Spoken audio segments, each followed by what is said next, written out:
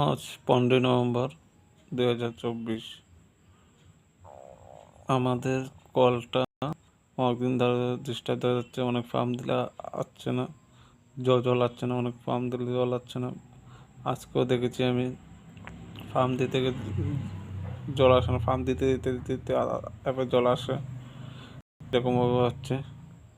কিন্তু প্রথমত কলটা ঠিক করে না,